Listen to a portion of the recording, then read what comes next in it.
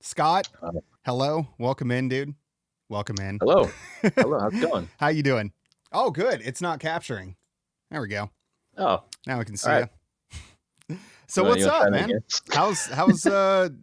How's your day treating you? How's lockdown treating you? It's good, man. I've just been hanging out, Hanging out, doing my best not to go outside. Like playing a ton seriously. of games, I imagine. Yeah, dude. I built this brand new PC, 2070 gigabyte, NVIDIA, um, and it's got fucking 8 gigs of VRAM and 32 gigs of RAM. That knocked to a fan that I was running the GPU at 100%, and it turned on it kicked into like 1500 RPM, and it went from being like to being, and I was like, yeah, Dude, I'm happy with do this. This is a good you have not investment. to a fan for your graphics card or just for the No, CPU? for the CPU, but it's you Okay. can when it picks up the load. Yeah. So- With mine, dude, it has never hit 100%. I got the 1080 Ti and I got the 2950X, and yeah, I've done stress tests and stuff on this thing, and it's never hit 100% on its fans. So one day I just turned it on. I went into the BIOS and just turned all the fans on to 100%. That thing, it sounds like a rocket ship. Like I don't know at what point it's ever supposed to get that hot. Like I would have to overclock the crap out of it to make it get that intense, I think. But yeah, I'm glad that they put that level of fan and that level of cooling on it, though, so that if you ever do decide to overclock it, it works out. Yeah, I think I can overclock the Ryzen to like almost 4.8 megahertz. 4.8? Yeah, I think it Does can, it can have overclock that like 4.8. turbo boost thing? Like the Yeah. Okay, because see with mine, yeah, that was the problem I had with mine. It says that it goes up to like 4.4, but it'll overheat even with liquid cooling. I got a 240 millimeter liquid cooling, like triple fan beast thing on there. And yeah, if I try to run it at a consistent anything over like 3.7, it'll just overheat. So yeah, I don't know if I I wonder why. if I installed it incorrectly or something. Like, because if I just let it do its turbo boost thing, it'll kick up to 4.4 no problem. But yeah, if I just lock it in so that it never goes back down below 3.7, it just overheats. That's so weird. Yeah, you haven't had any problems like that with yours? The only problem I have is when I play Atlas. Mm. Yeah. Does the you said you got the 3700? Yeah. Does it have the lower 3700X. wattage usage? Like how many watts does it use? Do you know? Honestly, I don't know. It's running at like 1.45 volts, 1.45 volts. Hmm. Don't Okay. remember the resistance. Can't figure out the wattage. Gotcha. um, Well, I'm glad you were able to get a computer, though. At Yeah. least now you can game like a normal human. well, the way I looked at it like, I pretty much bought it with the stimulus check. Like, I'll pay it off over the months using the check. Makes sense. And I figured, it's like Uncle Sam kind of subsidizing my business. Yeah. My little small business. I'm going to start up a little video game company thanks to Uncle Sam. Yeah. Tell me about this, man. What game are you working on right now? What are you doing?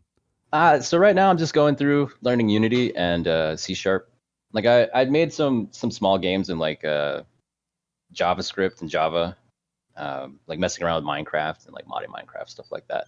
But I never really like made a full game world with music and everything. I want to be like Toby Fox, like one man Undertale. Like let's just make a game. Just make it happen. Yeah, like they did in the 80s, like let's just get two guys together, a programmer and a graphics artist, and then we'll pay for we'll contract out a music guy, and then we'll have a game. Like that's it.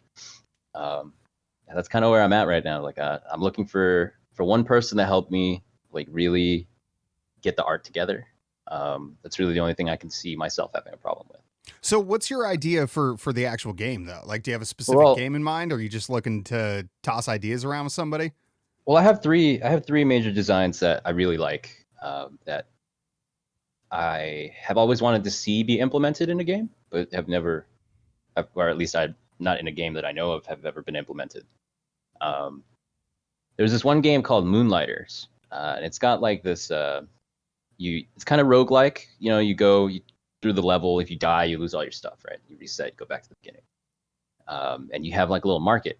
and you can sell the stuff that you collected from the mission if you finish it.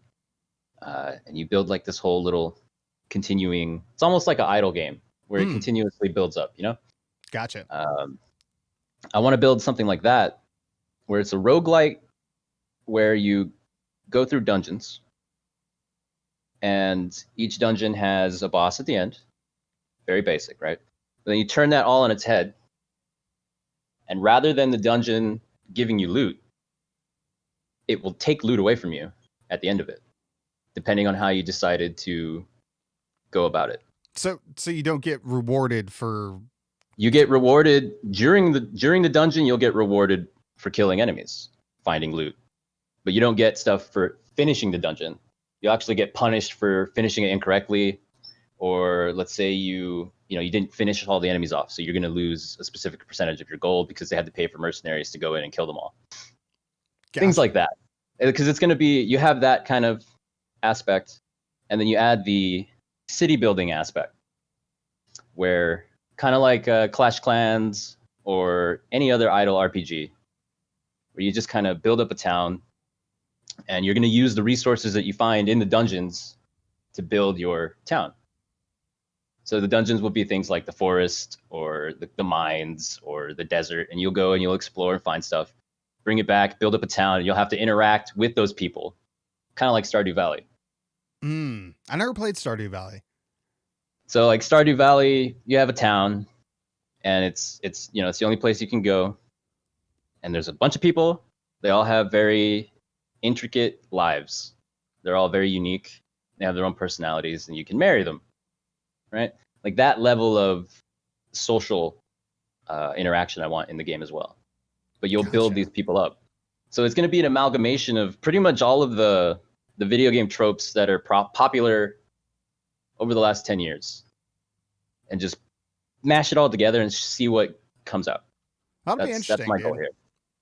I want the roguelike exploration of a dungeon. Mm-hmm. I want the city building, like satisfaction of years of gameplay. Like I can play this game and continuously grow and grow and grow, go to a new area, and it's all procedurally generated, kind of like Minecraft. But the dungeons will be, based on where you're deciding to settle. That's all stuff that comes later. It's really just I'm trying to figure out the basic way, basically what I need to code. Yeah, you're looking at more from like a coder perspective, because that's what you've done a lot in your life, right? You've done a lot of programming and things like that. Yeah, I started with web design. That was like in high school. I learned how to do like Dreamweaver and Adobe Illustrator to put together HTML and CSS profiles. And then I went to a coding boot camp when I got out of after I dropped out of college, because I got diagnosed with epilepsy I didn't know that about you, man. Yeah. My third year of college, I had a grand mal seizure, like a full on, fell down the stairs, hit my head, like it was a bad time. And I was in the hospital for 2 to 3 days, and I had to drop out of college. I couldn't go. I couldn't drive anymore, Yeah. So I did not know. I've known you how many years now? Like what, 2, 3? It's been 2.5 years now. I think 3, almost 3. It's been a long time, dude. I did not know that. I can't believe that never came out, because classic Jamie, he has seizures too. Wow. And he got diagnosed with epilepsy like 2 years ago. So that's crazy. Like, I didn't realize so many people had problems with epilepsy in the world. Or maybe I've just had like a weird sampling size, but like that's, I mean, two out of like maybe 50 or 60 people I know really decently well. That's a pretty good number of people. Oh, actually, no, because then I know somebody else who has seizures too. One of my sister's friend's boyfriend, who's like a close family friend, kind of. It's like a weird connection, but he has seizures. He just started having seizures too, like a couple of years ago, and he's only like 19 or 20.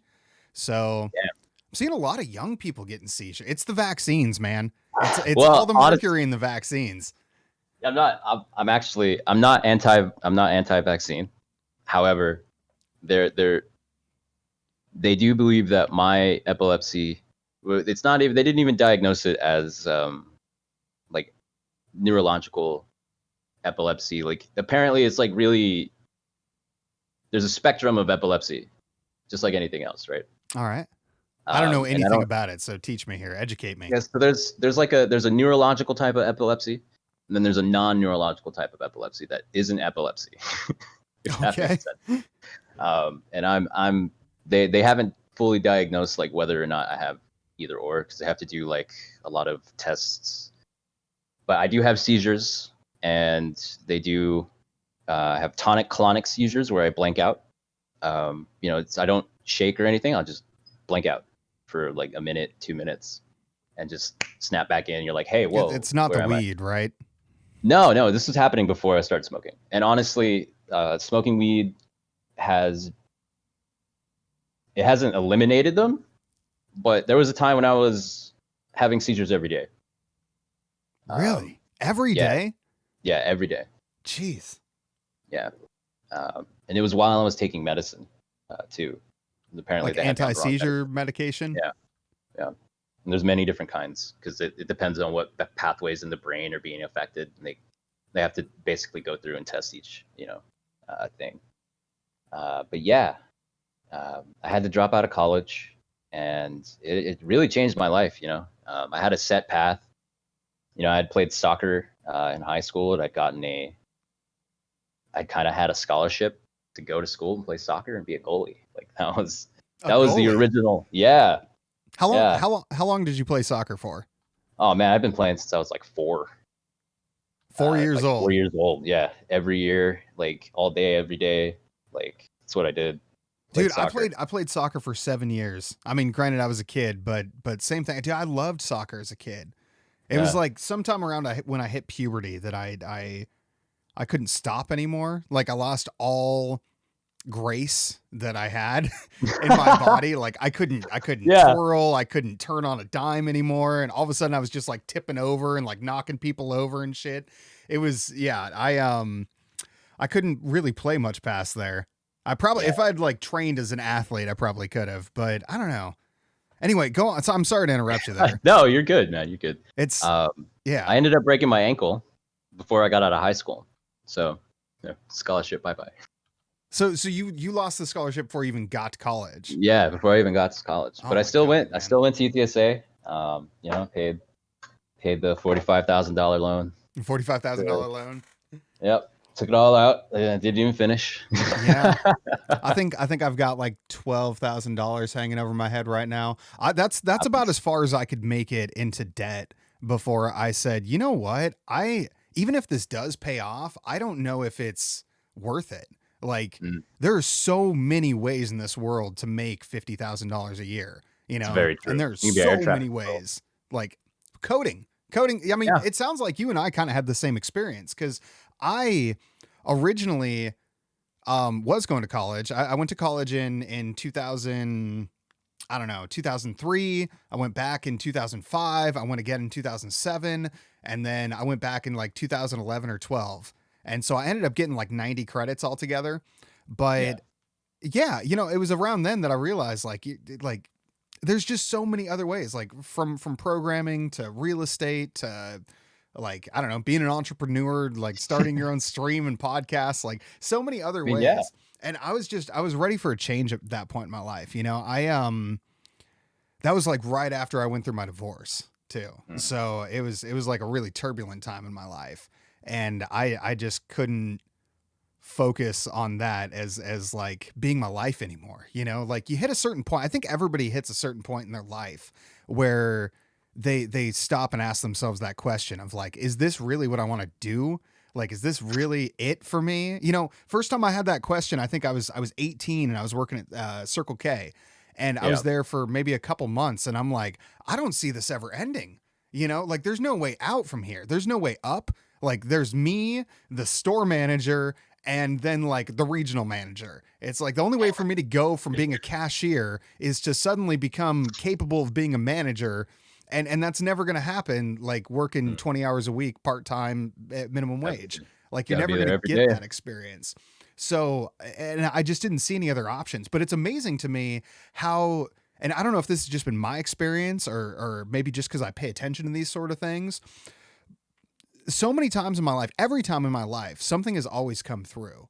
And I think that's so freaking weird, because when there's just like no hope for anything to come through, something always happens.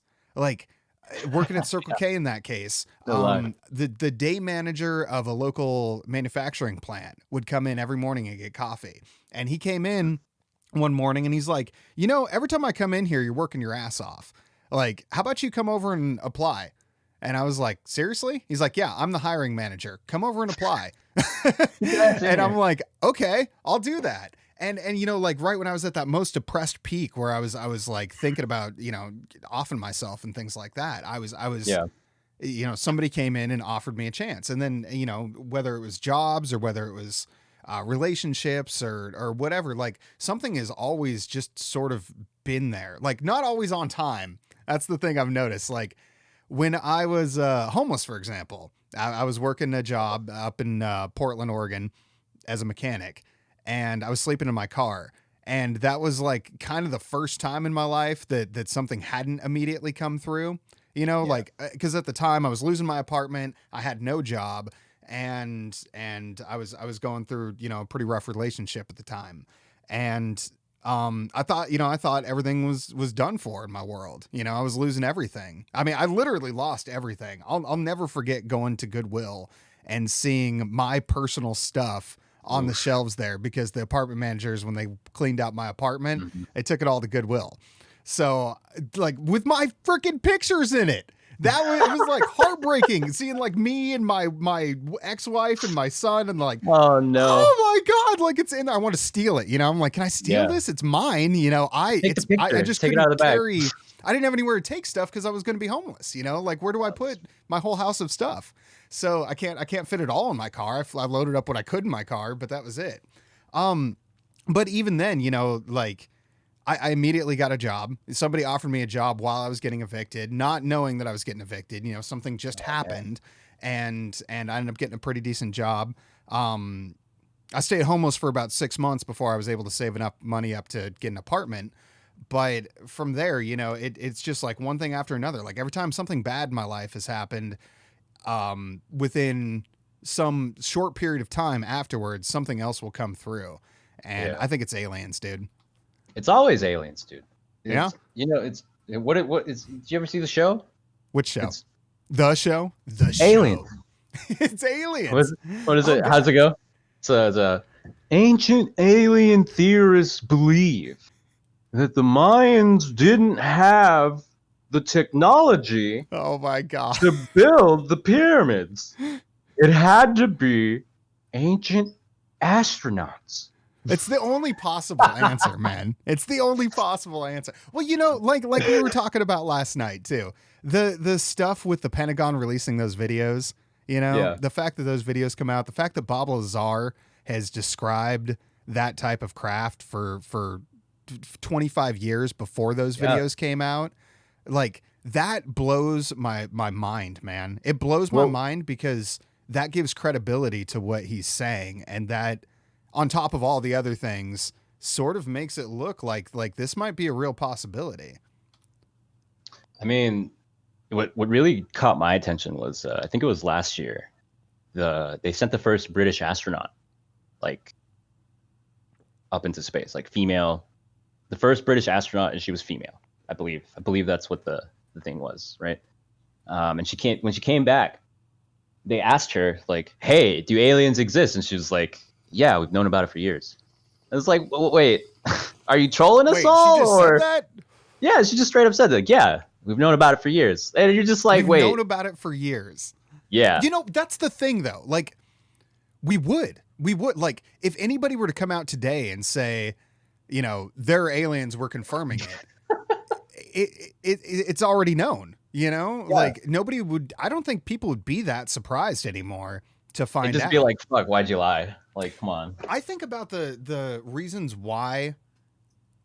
I always like to try to think one step ahead of the current, because I notice that most people talk, especially in podcasts and things like that, most people talk about, oh my God, what's happening now? And this all adds up to what's going on, and this makes sense. I like to always try to look at what this means if you already knew, like you were looking back on this, you know, in a case where, for example, aliens, like assuming a species has already evolved to the point where they have interstellar travel and they're able to traverse between one star system and another. Like if they've got that technology, then chances are, you know, if there's already a given that there's two of us and them, there's probably others.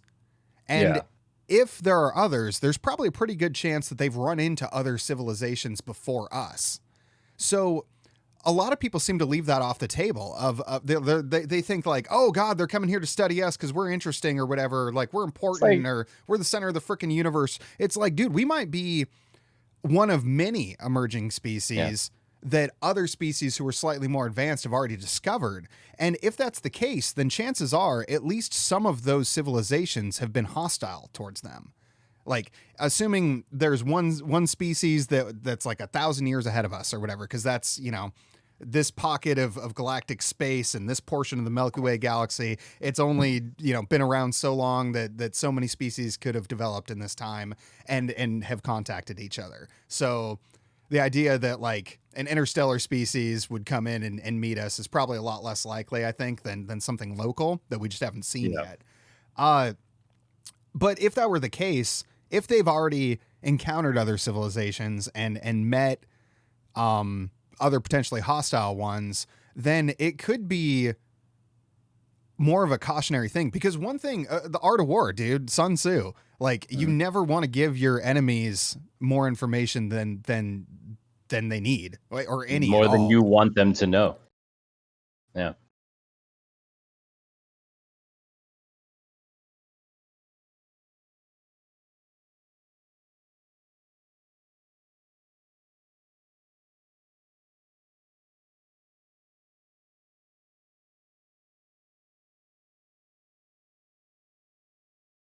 Yeah.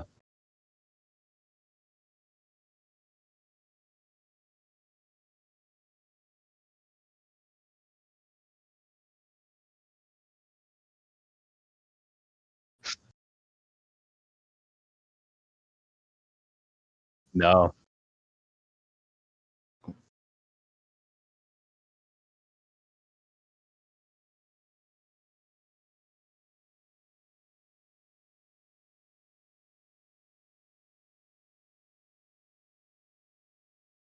Mm.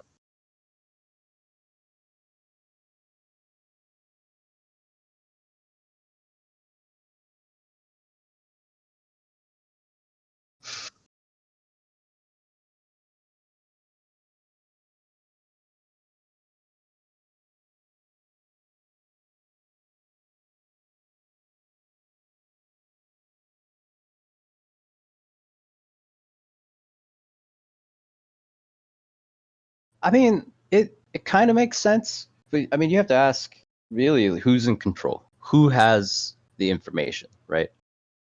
Um, and where does that, when they get the information, where do they send it, and who stops it from being, what's the word? I guess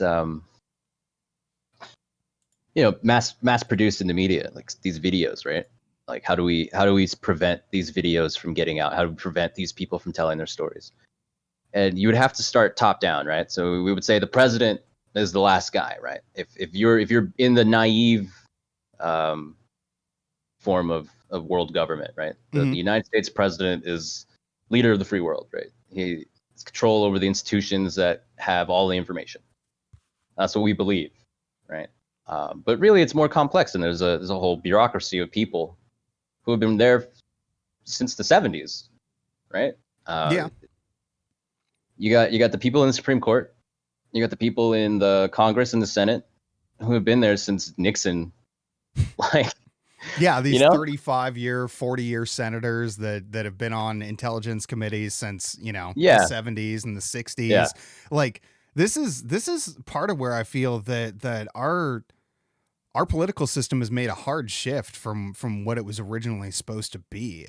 The Absolutely. idea of elected leaders being, because that's the over the underlying principle, or the God, what's the word? What's the word I'm looking for? The actual intent of the law. Yeah. Like the intent of the way that our Constitution's structured is pretty self-explanatory. It shouldn't need to be analyzed over and over and over again and nitpicked until it's been twisted. Like, well, like we kind of mean that, like, this word means this word. And they tweak this shit over and over again until they've essentially changed it.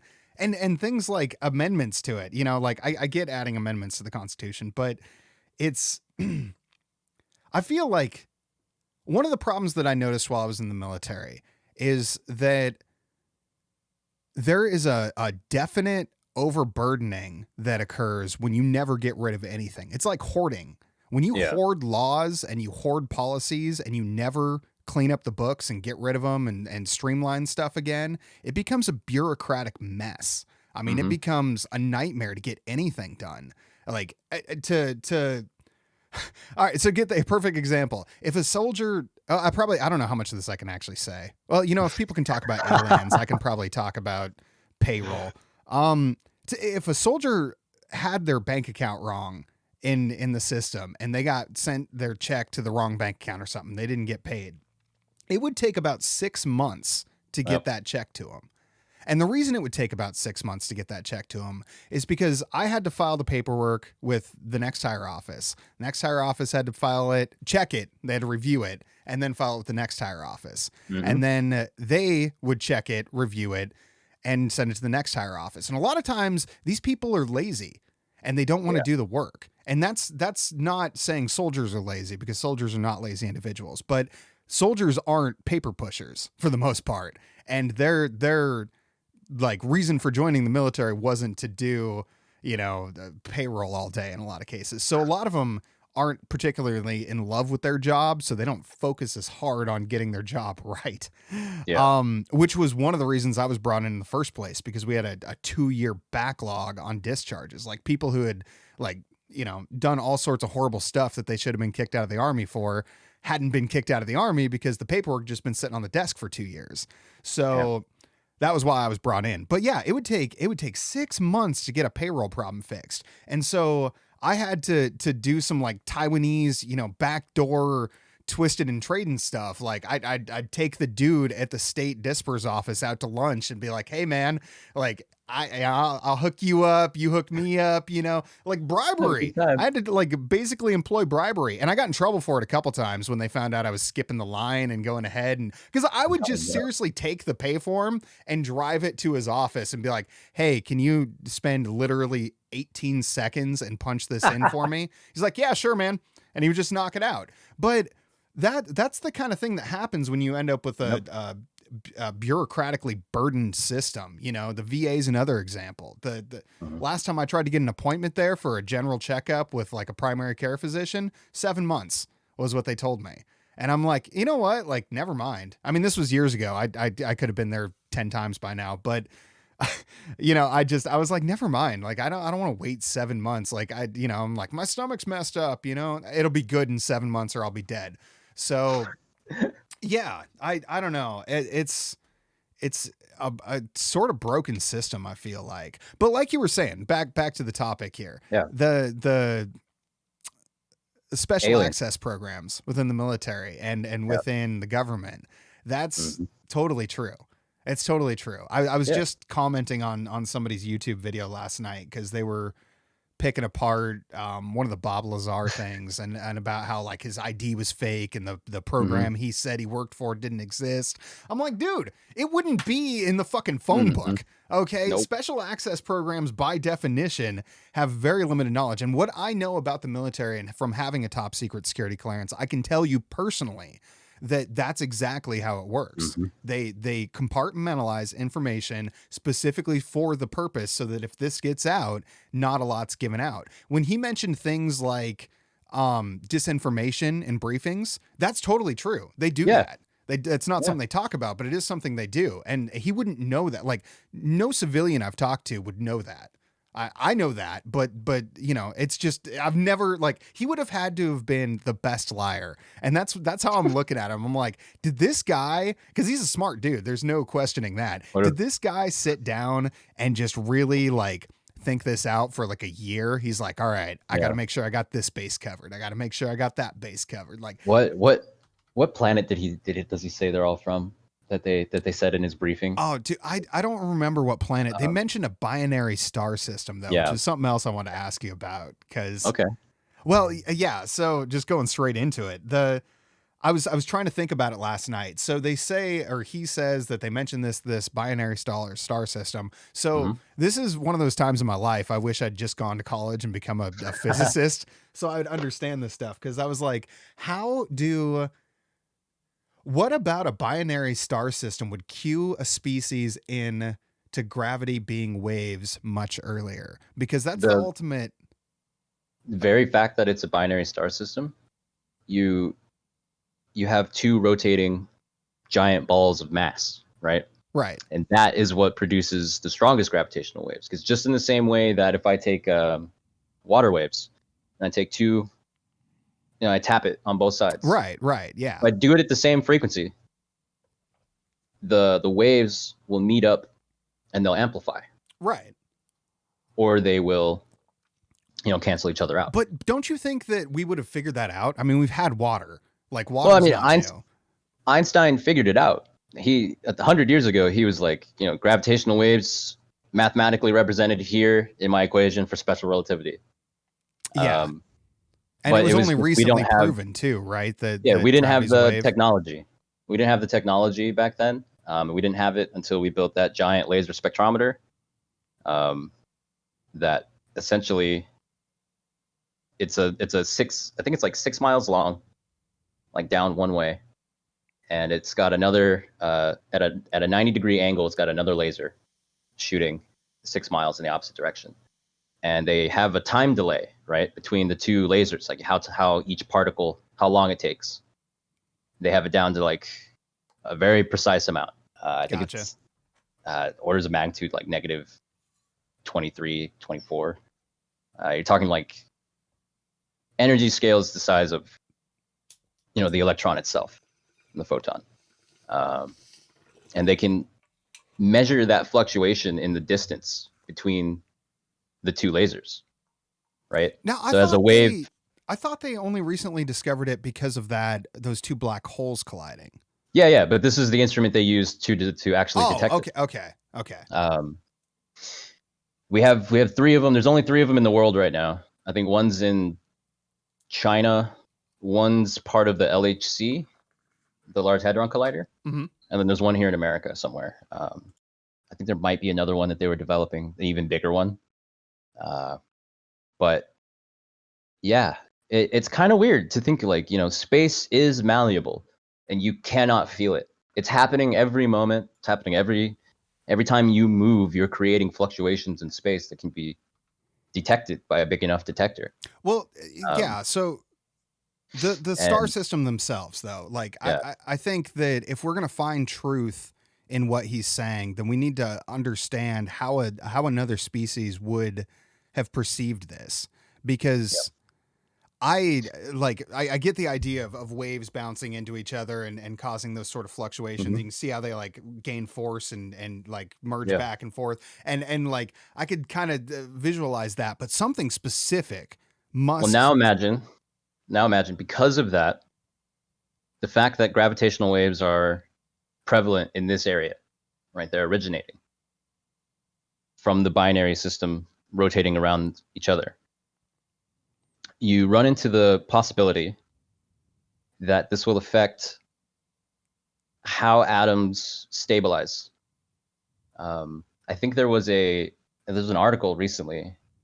I can't remember who it was by, but it talked about how the laws of physics, as we know them, could change depending on where in the universe you are.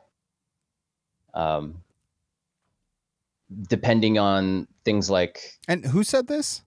it was the article I was reading. I can't remember who it was by. It was definitely a university somewhere, probably Caltech or MIT. I gotcha. They're the only ones I'm subscribed to. So, Okay. but it was something. It wasn't like definitive, but just the idea that the mathematics allows that it's possible for there to be, due to gravitational fluctuations, you could see a decrease in some effects of like electromagnetism and like the Higgs field. Like you would interact with them, or at least the particles would interact with them weaker or more strongly in some areas because gravity in different parts of the universe. You're saying universe, yeah, okay. in different parts of the universe. So in and you wouldn't be able to know. Particles could react with each other differently. Yes, okay. Possibly. And that could explain. Well, anything's possible. I mean, yeah. Well, you're looking at how likely here. How likely? Well, I mean, if you want to explain dark matter, you have things you could go through, right? You could talk about, antimatter. We know that's not dark matter. Mm-hmm. We can actually produce it. But what if there was whole areas of space made of antimatter? How would that be possible, though? Because the entire universe is made of matter. Is it? The universe? Yeah, everything's dense. Like apparently, I mean, I'm not a scientist, but apparently every inch of the universe is made of matter. It's made. Well, there's a possibility that there is a space-time substrate of some type, some kind of medium that exists the Planck space, like the very tiny, the tiniest sliver of the universe that you can cut. Right. Are you talking like quantum physics now, like quantum level stuff, or? Yeah, well, this is beyond that. This is even smaller. Smaller than quantum? I thought quantum was supposed to be like the fabric upon which everything was built. No, quantum essentially means that the word means discrete packet. So an electron is quantum because it can only be this much, right? It's an electron. You can expend it. It can be on or off, right? Okay. It's a discrete on or off, and it has a spin. Whatever how you decide to describe that mathematically. There are many different ways. The classical model, you got spin up, you got spin down, and those are made out of quarks. And those quarks are those are what we call leptons. And they make up things leptons? Like leptons. Leptons, okay. And they make up, things like protons and neutrons. And they're the same, relatively the same masses of an electron. But an electron has this motion, right? This up quark, down quark. And that can be cut even smaller because we can already measure that, right? So we can take the next level, and you're talking about energy as a discrete form of mass rather than anything else. You're not talking about anything actually physical. Just energy itself is mass at that level. Energy is mass. Yes. Okay. Somebody's going to fact check us on this. You know this, right?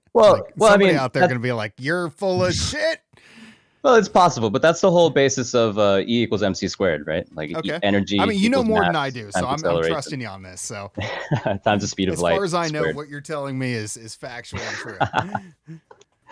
But it's when you get down to that very small level, there's the possibility that gravity, when it is amplified or, I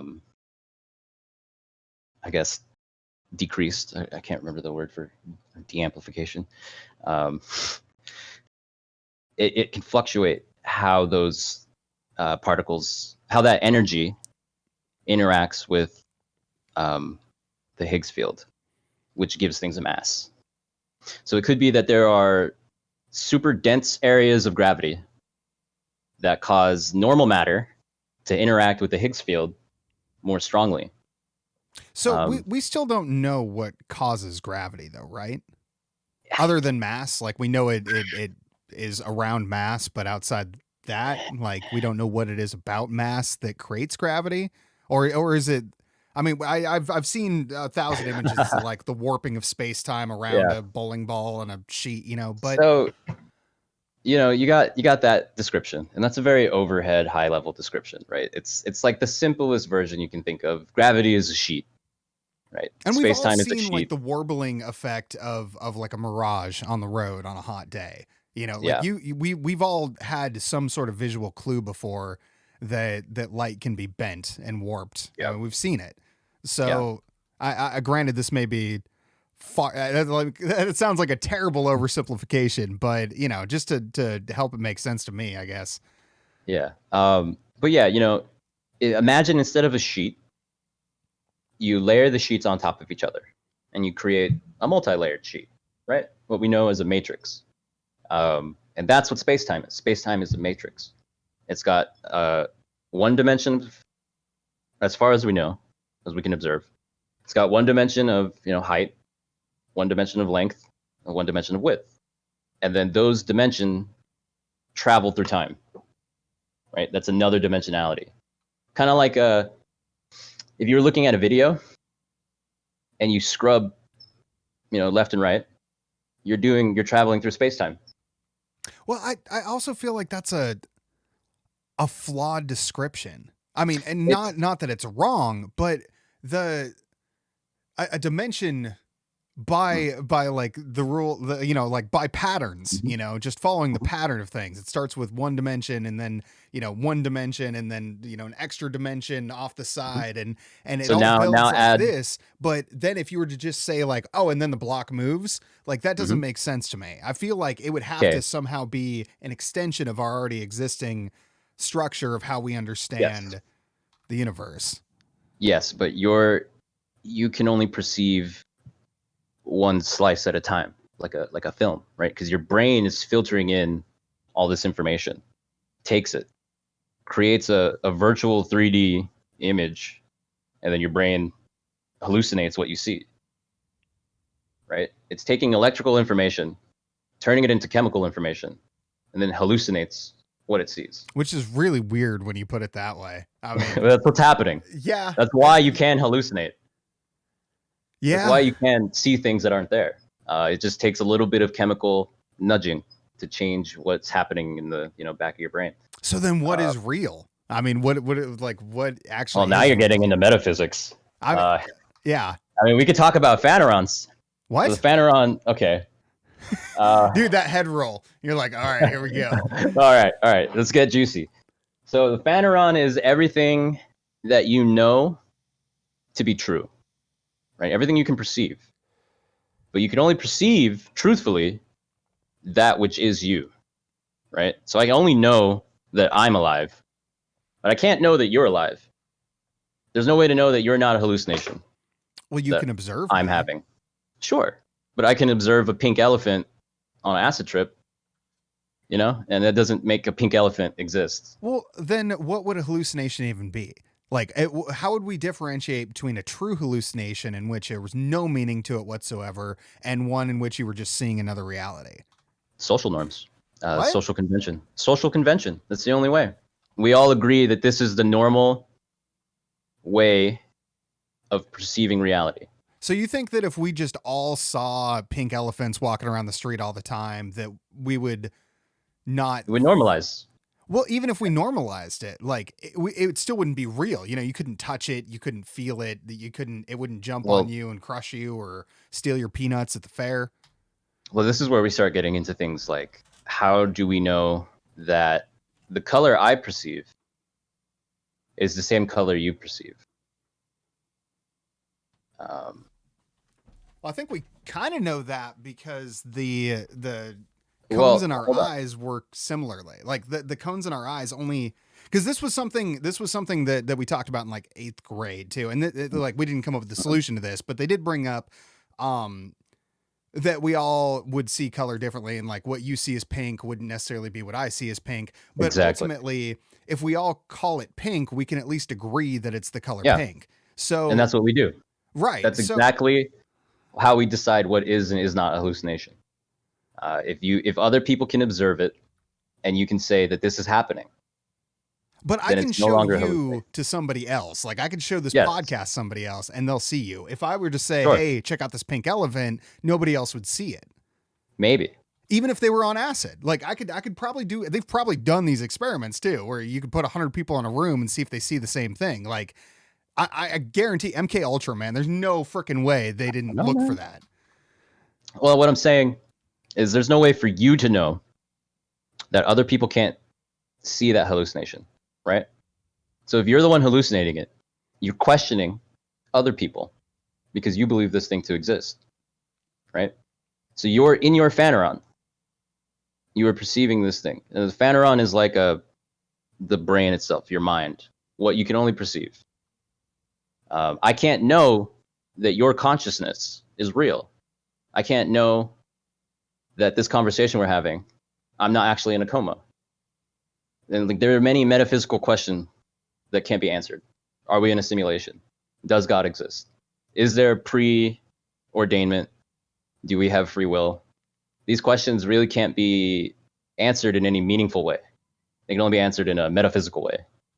I think that's where logic plays a huge role, though. I mean, for the same reason that the only reason I think that a God would be possible is that if there were a multiverse and there were an infinite number of universes where there was an infinite number of possible outcomes, then there would have to have been one in which there was a being that was so powerful it could control all the universes, and therefore there is a God. That's the only way scientifically and logically that you could justify there being a God.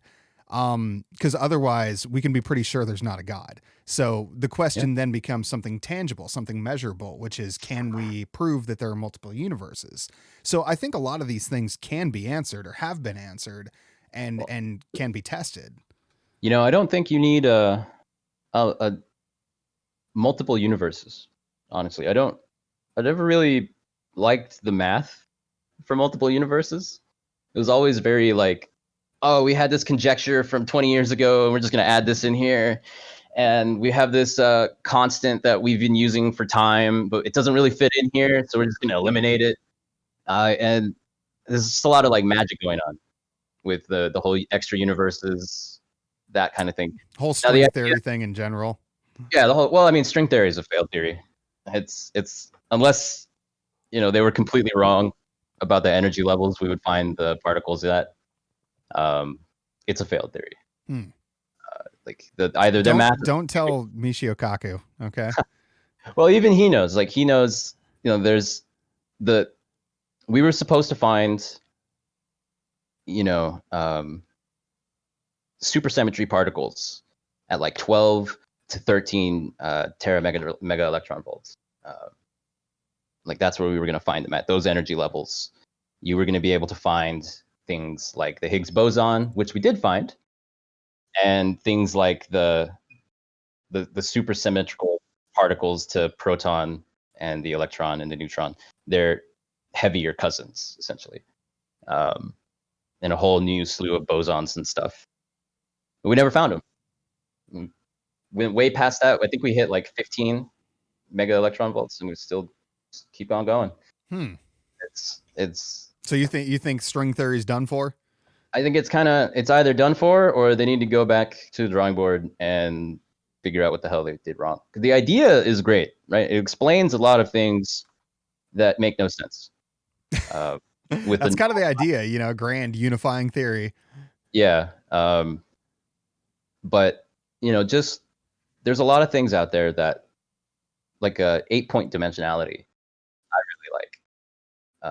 Where you take the mathematical model for an 8-dimensional, basically a hypercube, but 8-dimensional cube, whatever that means.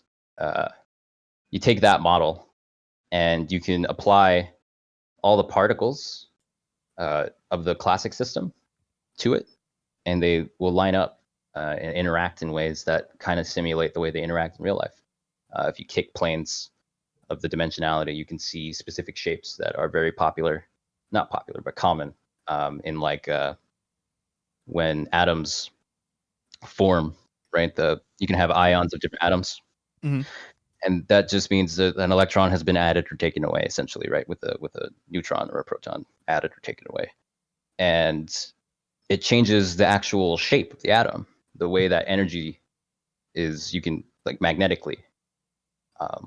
And you can see that like when you change an iron atom, you ionize it. The actual magnetism of the atom has changed. So you can change the magnetism of an atom.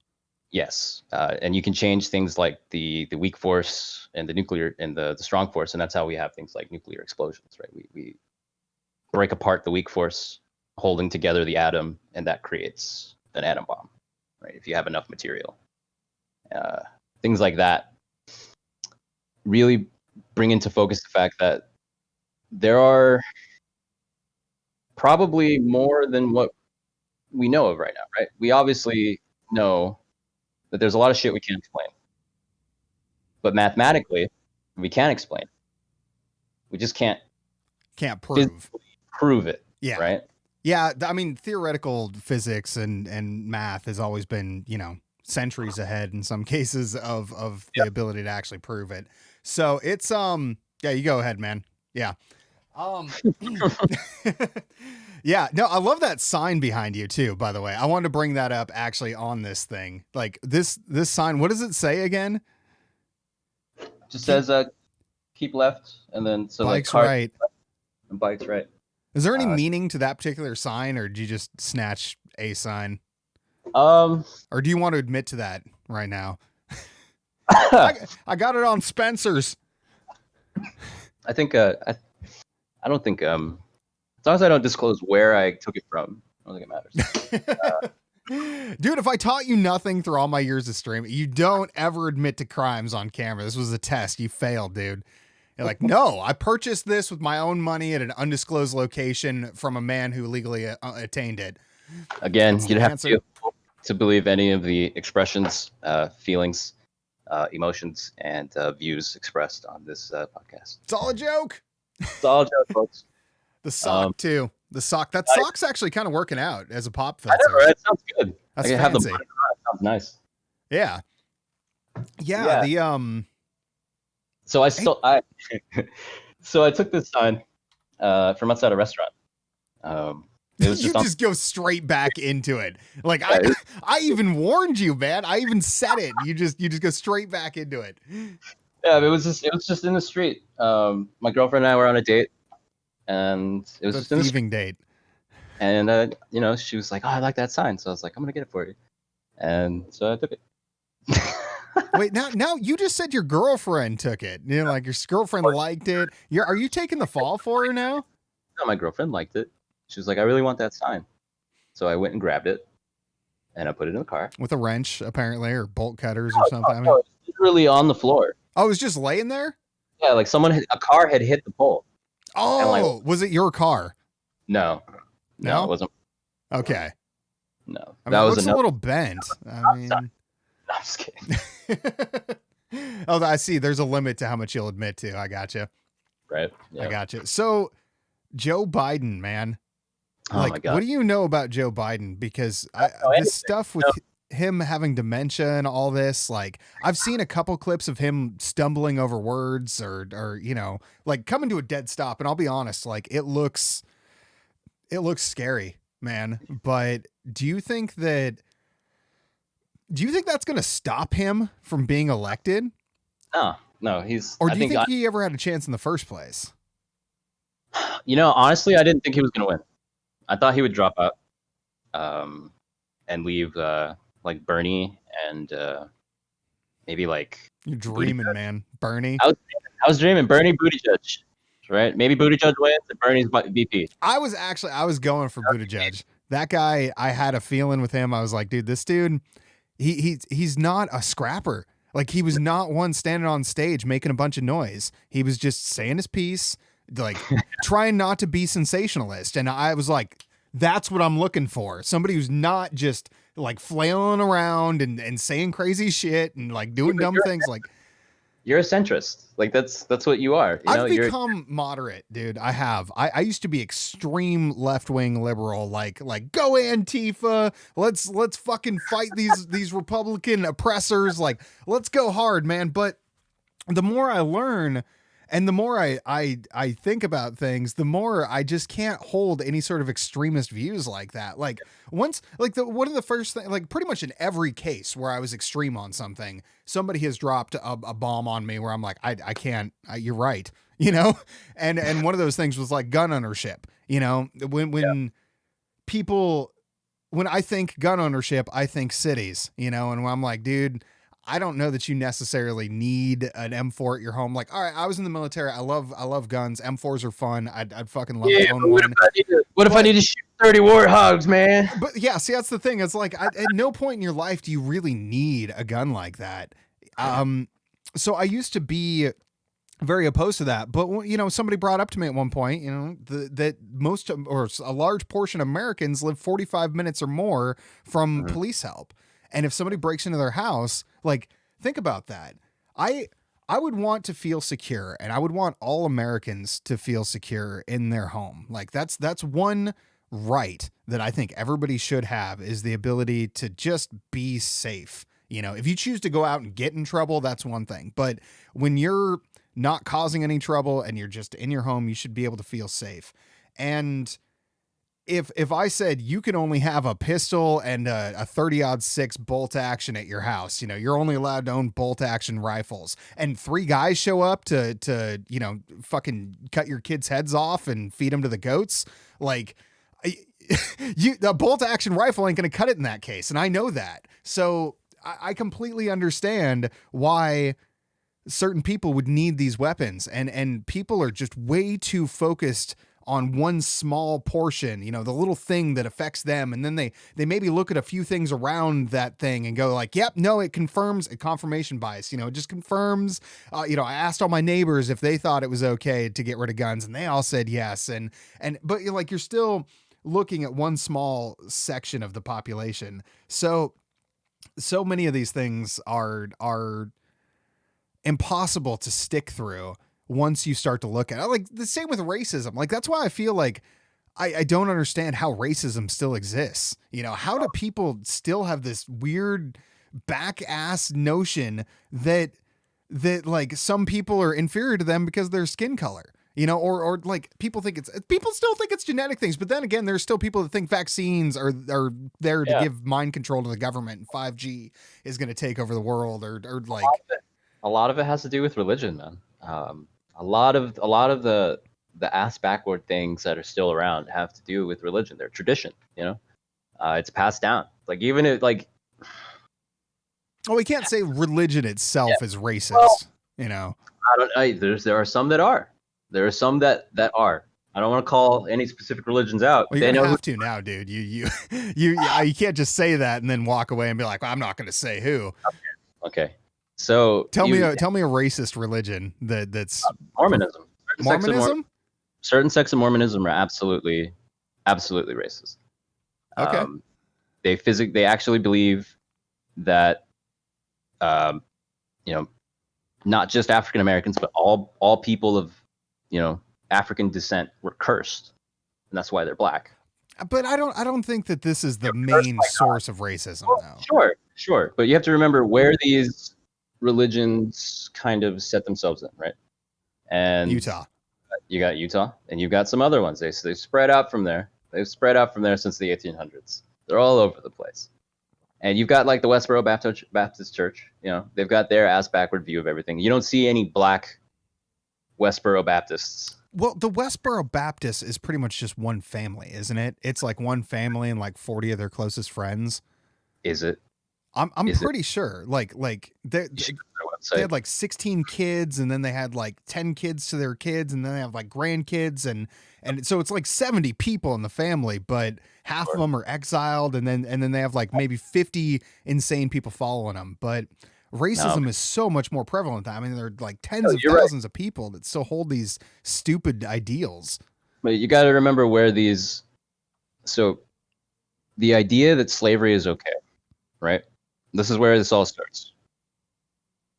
The idea that slavery is all right is written in the Bible. It's literally there. How to treat your slaves properly. It's in Deuteronomy. Part of the laws. Deuteronomy. Okay. Yeah.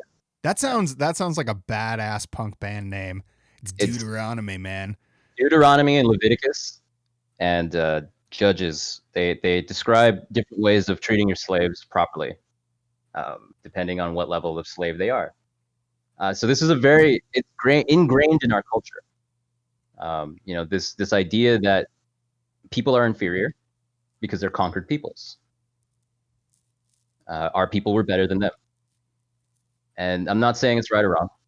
But we live in a world now with so much information to the contrary, just readily available for anybody to access. I mean, it's provided in schools, it's everywhere. Like, it just doesn't make sense to me. Like, you would have to be completely isolated from 95% of the world to still not get some inkling that something's wrong with your beliefs. Yeah, you're right. But the problem is people enjoy not doing those things. They'll enjoy doing other things, like drinking alcohol and smoking weed. I mean, rather than educate ourselves, we would rather sit in ignorance and just hate people because it makes us feel better about ourselves. So, speaking of ignorance, do you think that vaccines harm people? I think people can have allergic reactions. I had an allergic reaction to the meningitis vaccine, and that's more than likely what's causing my epilepsy. But I don't. That's interesting. Why do you say that? Well, that's what they told me. That it was most likely an allergic reaction. That it was there's like a 1 in a 5.5 billion chance of having an allergic reaction to the specific chemical. But some people are known to have the like. Do you know what chemical it was? My mom would know it, but I don't know the specific chemical. Gotcha. But it's in the meningitis vaccine. Do you know what manufacturer or anything for the vaccine? No, I mean, it was, if someone wants to figure it out, it was in 2006, and it was administered to me in Texas, in South Texas. So if you want to figure out what type of vaccines were used in South Texas for the meningitis vaccine, you can go ahead and do that. I don't remember. It's probably in my medical information somewhere. I need a Jamie, man. I need a Jamie right now just to pull this stuff up. Put that shit up, Jamie. Get it, man. Give me what I need, dude. Joe is so. I feel like Joe is mean to Jamie, like not in like an intentional way, but it's almost. I think it's like a mentorship. It's like he's trying to teach Jamie. Dude, Jamie's been with him for how many years? Like, this guy still rides his bike to work. Like, okay, maybe you ride your bike to work in LA. Like, maybe that's a normal thing. But just the way, like, Joe's like, so I was driving down the highway the other day in my Tesla, and I look over, and there's Jamie on his bike just out there pedaling home from work. And I'm like, dude, like, tell me you pay this guy something decent at least, Like, you make, oh my God. So I've been watching this YouTuber, Graham.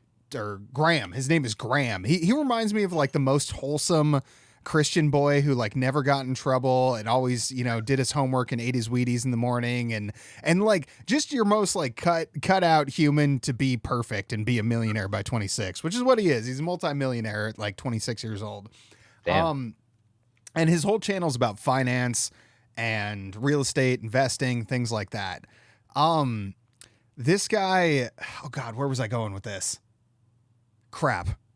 I had a blank. He's talking about paying Jamie. Oh, yeah. That's what it was. So he did a video. It was maybe last year. No, it was early this year. So, cause he was talking about his 2019 earnings from YouTube, and he broke down exactly how much he made and showed it all on video.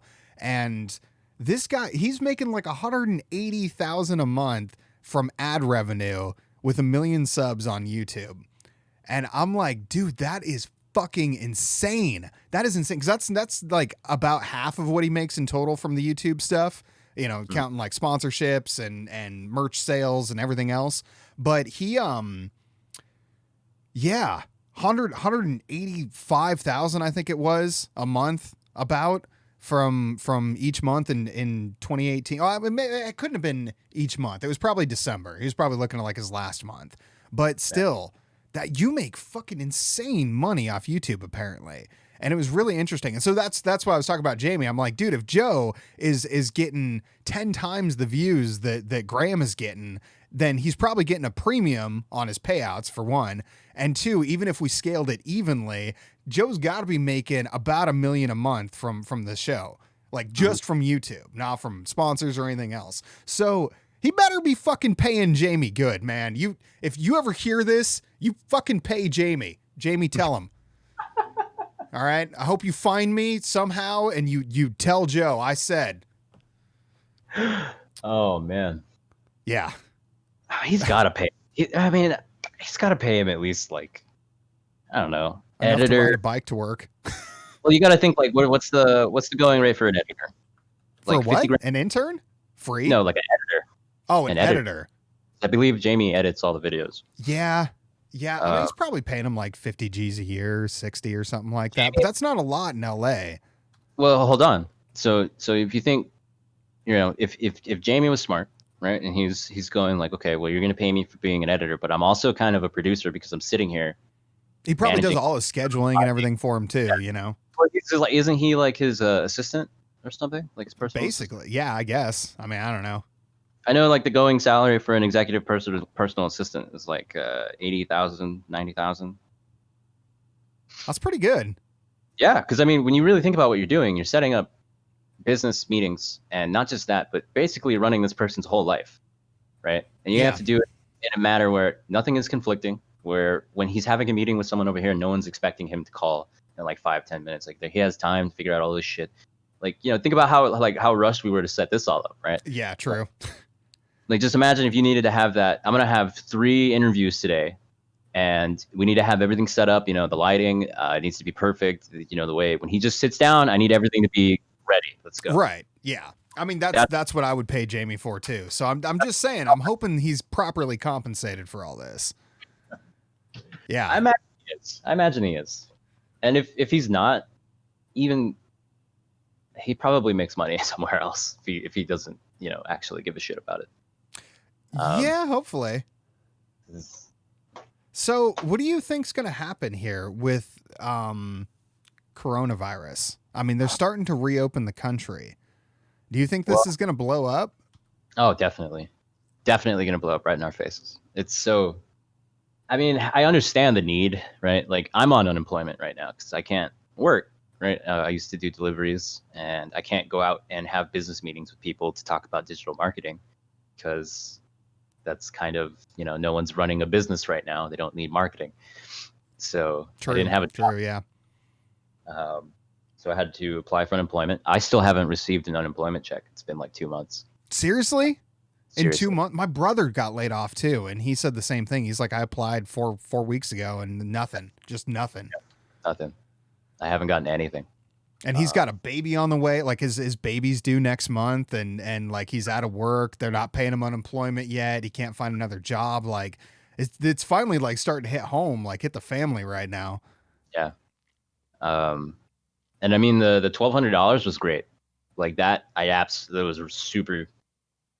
Like it basically let me secure everything I wanted to keep doing, right? So I can actually buy the machine that I wanted, so I can make more money. Doing more, I can actually work from home. That's great. But I haven't received any money, and I keep seeing like all this shit where people are talking like, oh, the extra $600, but it's like, it's only if you were on unemployment before. Well, what do you mean before? Like, so they're not giving that 600 to people who just got fired? Oh no, you're gonna get it. Oh, you'll still get it. It's just, I think it's being like backdated. Oh, so they're like not paying it immediately, but they're going to pay it. They're going to go through and investigate people, I think. That seems really cumbersome for a state to... well, hold on. Not like... because right now, I have to wait until someone calls me to verify information before they'll pay me. Yeah. Well, I mean, that's standard practice, though. Yeah, but no one's called me. Right. Yeah, that's not standard practice. The only thing I've gotten is a call from an automated voice messaging system telling me to call, right? Mm-hmm. And when I call, I get an automated voice messaging system. Oh, my God. telling me to leave a message, and they'll call me back. This is Texas you're in? Not saying. Not saying. Okay. I'm just curious, man. That's messed up. Whatever state it is, like in the southern region. It's in the southern region. Southern region. Yeah. I don't know, man. Up here in Oregon, it's becoming a problem, and I heard an article recently from a guy. He was a restaurant owner in, like, I don't know, Tennessee or something like that. It was in the New York Times. And he was describing what his problem was with getting the small business loan, which I would love to talk to you about that because holy shit. He was like, they gave me a $275,000 loan and then told me that I had to spend 75% of that money on employee salaries within the next 8 weeks, or I would have to pay it back. And he's like, if I brought my employees in right now and paid their salaries, we wouldn't have any customers. There's still no customers. So bringing them in and hiring them and paying people money to work for me to just literally stand around all day because there's literally no customers. It's not like, oh, business is slow. Like, there are literally no customers. There legally can't be because of the lockdown. So he's like, if I brought these people back in, I would have to pay them and then let them go in June when the 8 weeks is up anyway.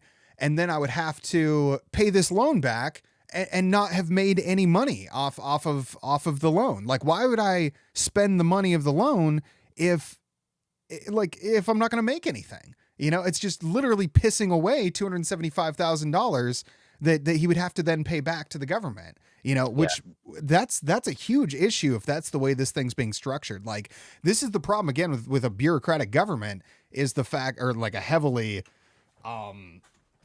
cumbersome government that's not able to react and implement things on a finer level. These broad programs like this aren't helpful in a meaningful way a lot of times. You know, they're done in a safe way that prevents fraud and abuse and other things. You know, that's why they put the 75% in, so people don't just pocket the money and be like, cool, I'm forfeiting my business, it's bankrupt, screw y'all, I'm going home. You know, it's to keep people employed and keep people's salaries coming in, take burden off the unemployment system. Sounds great on paper, but in practice, it doesn't work that way. And nobody thought of that, which is so dumb to me. Like, we're paying these people upwards of $250,000 a year. Our senators, these aides, these people who write these bills, we're paying them millions and millions and millions of dollars a year out of our pockets, our tax dollars, to come up with these plans. And they slapdash them together. Then there's a huge pissing match in Congress every single time over, you know, well, you got to change this wording or cut that out or add this, and that's fine. Like, that's the democratic process. That's how it works. But what results from these bills, especially because they're so massive, like, all right, I'm gonna tangent here a little bit because no, you're good though. Keep going. It drives me nuts that we pass these bills nowadays that contain like 50 laws. They'll put these bills to Congress that have like literally 10,000 pages, then and say, okay, cool, here's the bill. We're gonna vote on this tomorrow. Read it over real quick, and if you have any problems, we'll address those. They give you a 10,000 page stack of papers on Thursday night at 5 p.m. and say, hey, tomorrow morning at 9 a.m., make sure you've reviewed all this. And so what they have to do is they, give it to aides, and then everybody breaks down a section and everybody tries to like parse it for whatever fits their political agenda, because that's the only amount of time you have really to review this is give it the briefest review to make sure it meets your political agenda. And that's fine in a sense, like in the sense that running everything through the filter of whether it meets your political agenda is generally saying, does it meet the needs of your constituents? Which means, theoretically, yes, it's being vetted by the senator to make sure that it's something that his people would support. But they aren't given enough time to do it, and they aren't given enough time to figure out the deeper implications of a lot of these things. And that's one of the problems that we're facing right now with the lockdown financing. Like, it's not helpful in a lot of ways to these people. And then why, oh my God, this is what really gets me. Why in the fuck is the Small Business Administration giving $1 million loans to Harvard and the Trump Organization and 100 other organizations that aren't fucking small businesses? What so they can make investments, bro. What? And they needed to make investments. Dude, no, okay, then do it under some other program. But the Small Business Administration was not built to fucking give loans out to large businesses. It's in the fucking name. It's the Small Business Administration. So I feel like there was a large loophole that was left in this, which was likely due to lack of congressional time to research this, because everybody's like, if you don't push this bill right now, we're going to tell everybody that you held it up. You're the one who stopped the bill from coming through. You're the one who killed the fucking children. You're the one who kept the ventilators from coming through. You're a fucking piece of shit. That's what they're going to do. And that's what they do all the time. Every time. And both sides do it, man. This is not a partisan thing. Like, this is a nonpartisan thing. What was it that George Carlin was famously said? It's all a big club. You're not in it. I mean, it is a big club, dude. It is. But that's okay. That's the thing. This is the thing. We need two sides of we need two opposing forces meeting somewhere. We do. No. We need that pressure to be built there, because what gets ground out between the rocks is what the dust is that becomes the happy middle ground, you know? No. And yeah, people get ground up in the mix too, I guess, in this analogy, but you know, it's kind of true too, I guess. But we need that friction, man. We do. But I think that when it gets too polarized, it becomes impossible to have a logical debate, which is another reason why I've become more moderate, because I've hit these conversations with people so many times throughout the years where I'm so fucking mad at what they're saying. And, you know, they're just like blindly supporting some statement of logic that is just clearly untrue and that has no basis to it. And I'm like, listen, you're saying that like people have fucking worms in their brains. Prove it. Show me one CAT scan. Show me anything that shows a worm in somebody's brain. And they're like, you've got a worm in your brain, don't you? And I'm like, no, I don't. I'll show you a scan. Like I will prove to you that this is not true. Why won't you believe me? You know? And I've had so many of these debates over the years that I realized that like when it hits a certain point, you just can't have dialogue with somebody. And the whole point of democracy is to maintain that dialogue between two ideals. You know, there are people that want guns, people that don't, people that want abortions, people that don't, people that want, you know, gay rights, people that don't. There's so many opposing things in this world. And I'm going to hide you for a moment. That sign's too cool.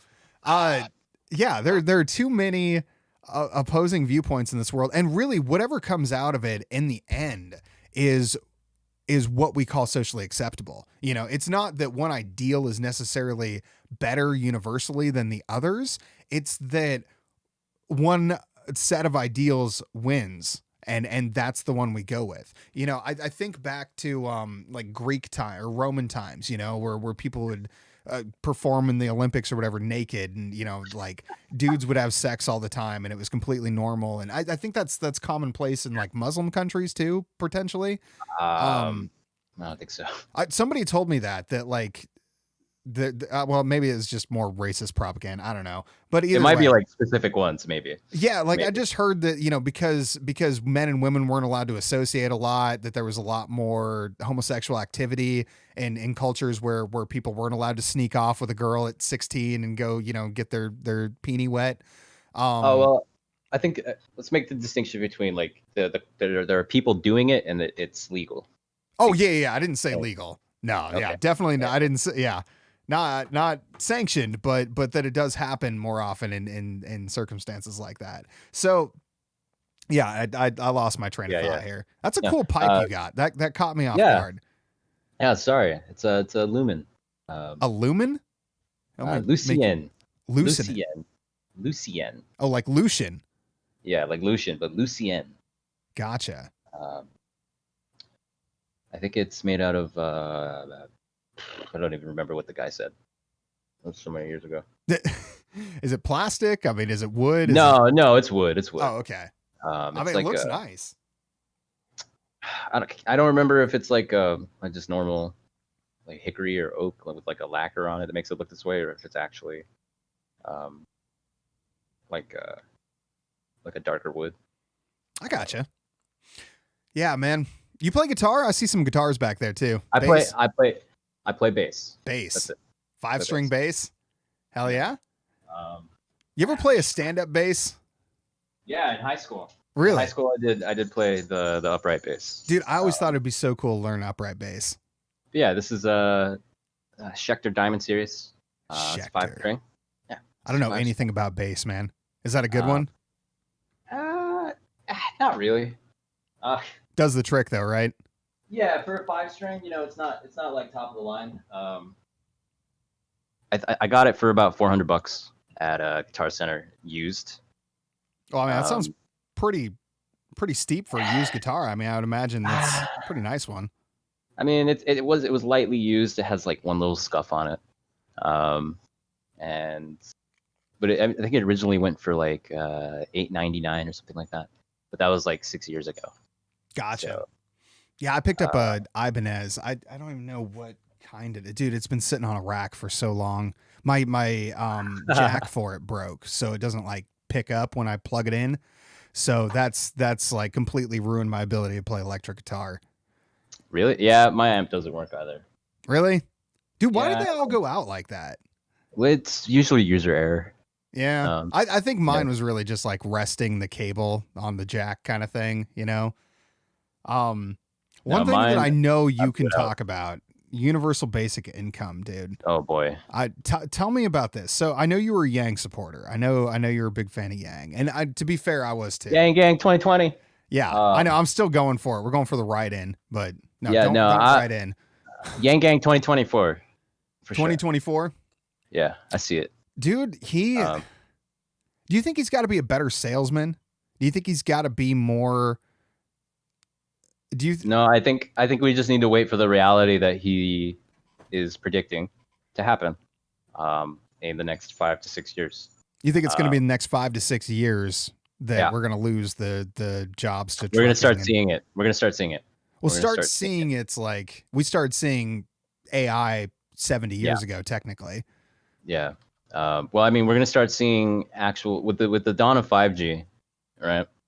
And you can talk about any conspiracy theories of 5G you want. I'm not really a big. I don't even know any. Oh, it's just all kinds. 5G causes coronavirus. 5G melts your brain. Okay, well, I don't know where the logic is for all that. I've heard these, but I don't know the logic behind. We can stay away from those. Well, the idea is just like the bandwidth that it's on is a high frequency bandwidth, right? It's a new frequency that was originally only held for satellites, but it's going to be available for commercial use, right? They're gonna allow you to do it, and it's a very high frequency, high energy, but it's shortwave, right? It's not really a long distance.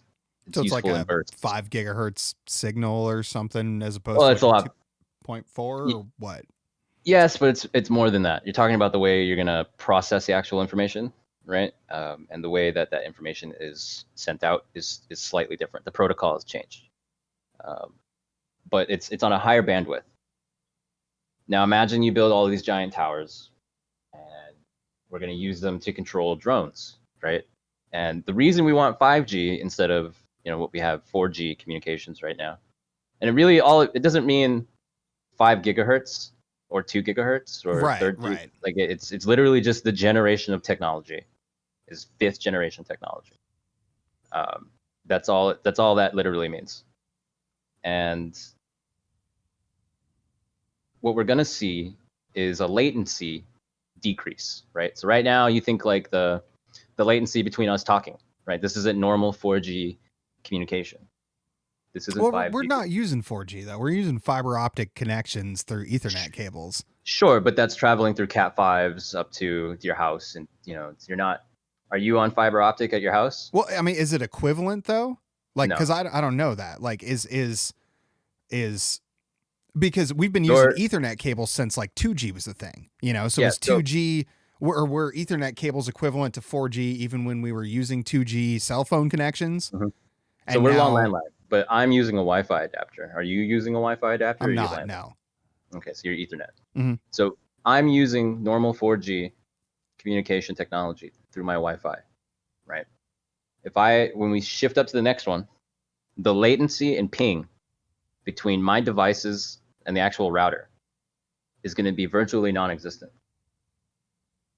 So you're going to be able to have the type of fine tuning and control wirelessly that would be impossible today, simply because of that higher bandwidth speed.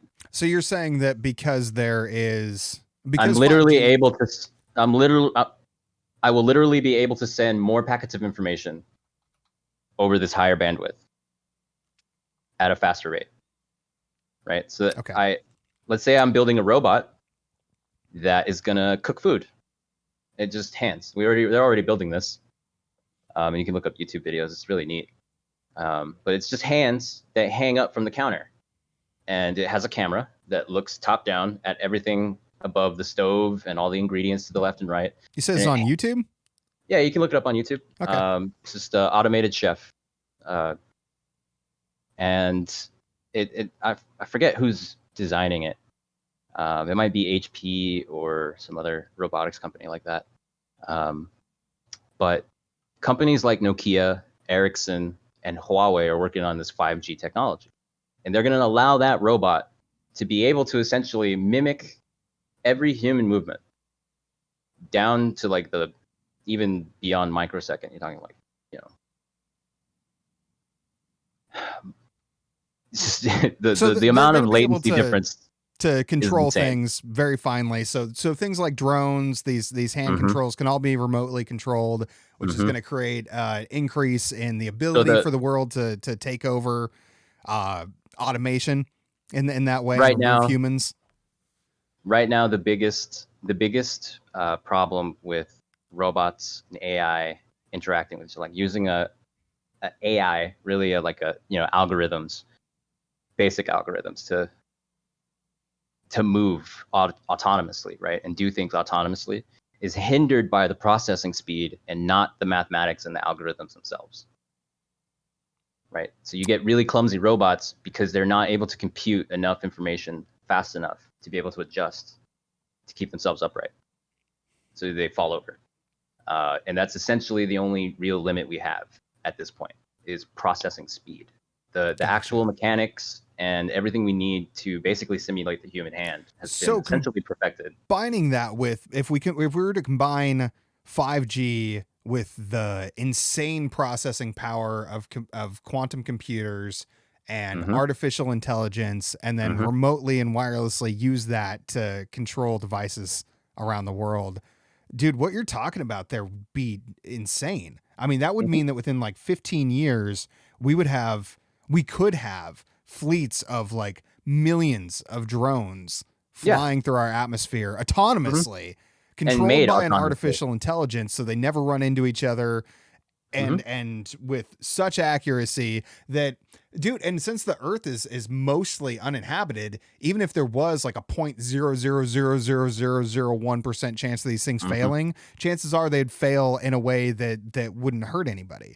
Well, it's like, how often has a satellite that fell down to the Earth hit somebody?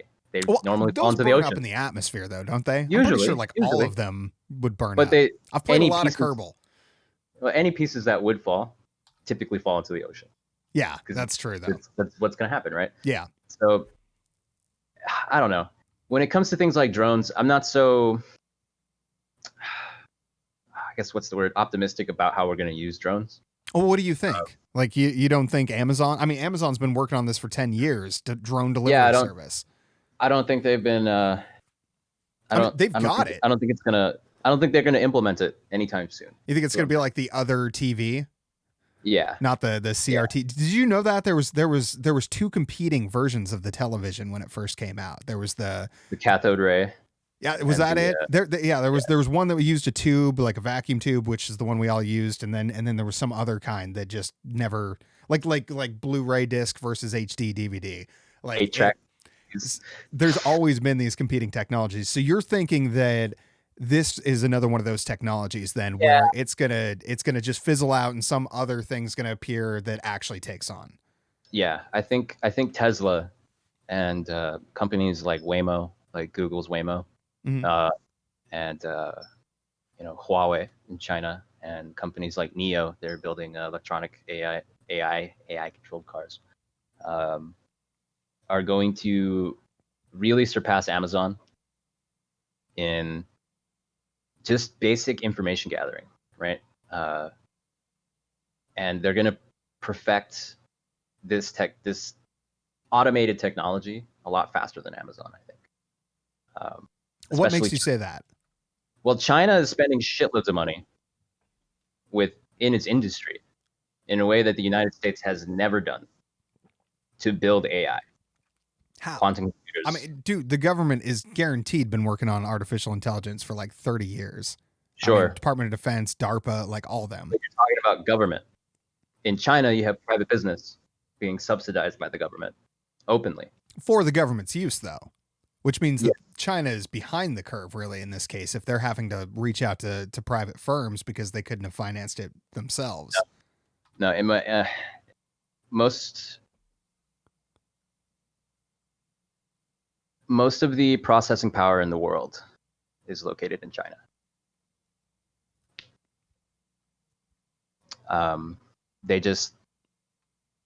They have it, you know. I think Japan has the biggest supercomputer. I don't know if they recently got dethroned. But when it comes to raw processing power that could be linked here, China has most of the world's processing power put to work in things like automation, AI,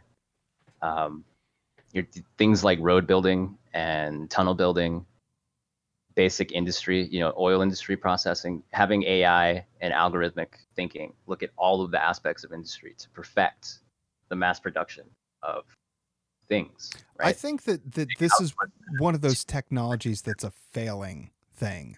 Like you were saying with drones.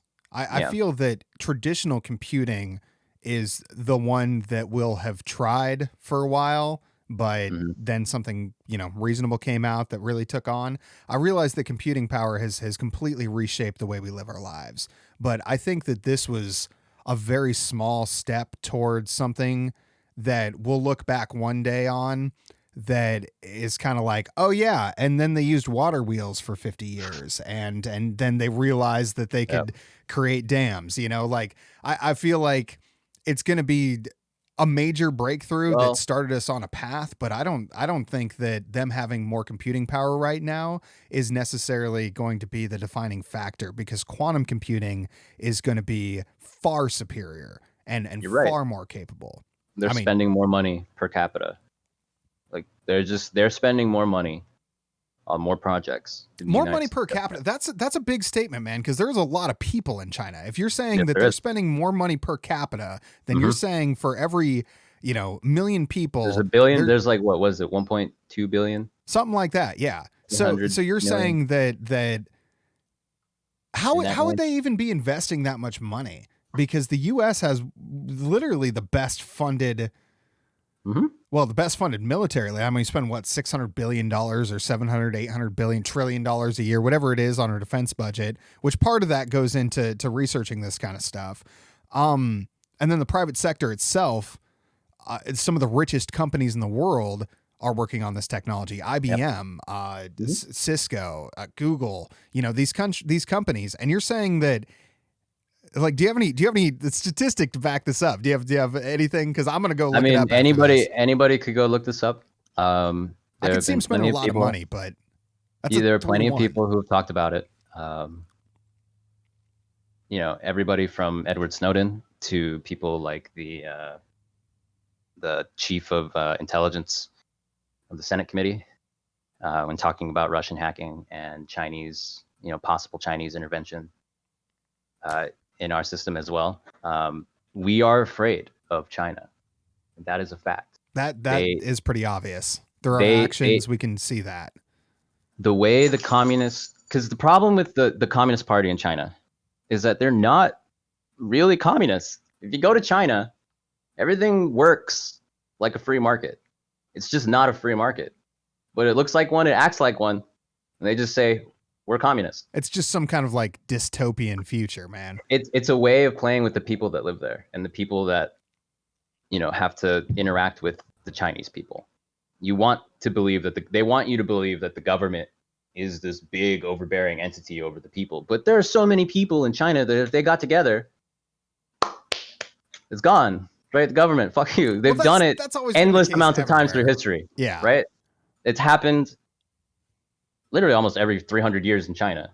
You have a revolution, like a I huge think it's happened pretty overbearing much every change. 300 years in every country, hasn't it? I mean, Almost, yeah. I can't think of I don't know world history that well, but I would think that given the number of countries that are out there right now, I think even 100 years ago, half of them weren't there. First of all, so I mean that we can wipe those off the slate.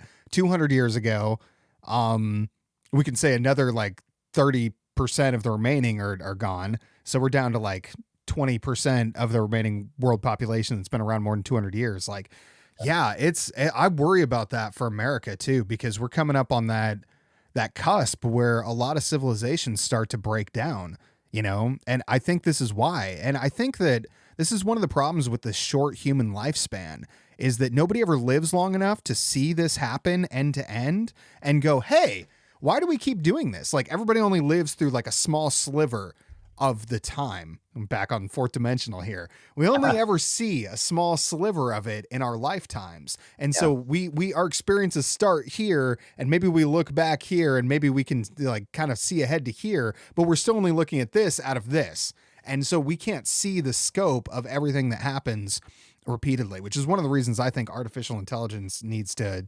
eventually take over control of the world. I'm weird like that, but I really think that there's no way that we can objectively and without bias provide fair and equal treatment to all humans of the world unless we take control out of the hands of humans. Because no matter who we put in charge, it's always going to be somebody with interests. It's always been and always will be. Different names, different governments, it's always the same.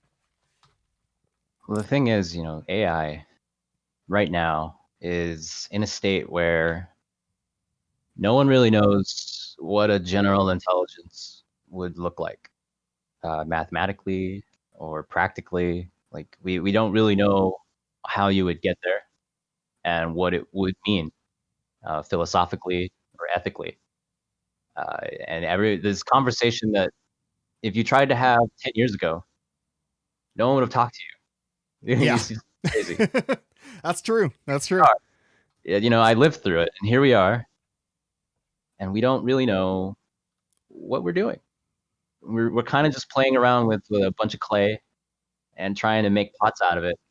I'm like, oh, this is a pot, and it controls the rear steering system, and it helps whenever there's bumps to mitigate the suppression in the back of your car, so you don't jump around. And we developed that like 10 years ago. Every car has it now. Pretty much. That automated suspension system is controlled by a computer in your car, right? That's cool, man. Computer in it. A lot of people don't realize that. Well, our cars have been computer controlled for decades. Yeah. But now it's extremely complicated. I bought a Kia for like $10,000, and it has all the bells and whistles of a luxury car from 10 years ago. A GPS system, satellite radio, like it's all in there. The technology is so well mass produced now that it's cheap. Right now, imagine I can figure out new geometries that help me take away mass from a car to make it lighter so it runs more efficiently. Right? Yeah. Rather than having this like size trunk, we do this weird triangle lattice pattern and then use like a polymer to cover it up. And it's very stable. It's more stable than it was when it was just a flat sheet. It's actually more strong. And it's lighter. Like an AI already produced those types of things. That's interesting, dude. Artificial intelligence is already making new materials. Yeah. Well, new shapes. New geometry. Right? Yeah, I remember this. I remember seeing a 3D model where they took like a shape or like a car or something like that, and they're like, design us a structure that's at least 30% lighter, and it came up with this crazy freaking design for like this weird web pattern with like stuff that just didn't make sense, but it was like more structurally sound. I think it's amazing what they're doing with artificial intelligence, dude. And it can do that infinitely. Dude, right? Scott, I'm gonna call it here, man. Thank you so much for coming on today. I appreciate you being. I don't know if I should call this like LemonTalks number 5, because this is technically like the 5th one I've done. Yeah. But because I was looking yesterday, I was like, if I put this up as Lemon Talks #1, it's going to be confusing because it's like a year and a half after #4, which is already on there. Why don't we So rename? yeah, I'll figure it out. But either way, dude, thank you so much for coming on. I appreciate it.